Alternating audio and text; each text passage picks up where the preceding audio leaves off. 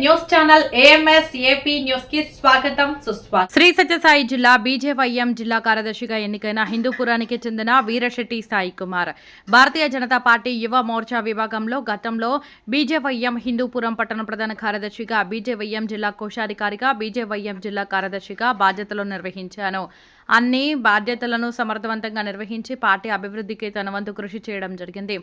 జిల్లా పార్టీ యువ నాయకుడు సాయి కుమార్ గతంలో చేసిన సేవలను గుర్తించి ప్రస్తుతం భారతీయ జనతా యువ మోర్చా శ్రీ సత్యసాయి జిల్లా కార్యదర్శిగా నన్ను నియమించినందుకు జిల్లా పార్టీకి BJYM జిల్లా అధ్యక్షులు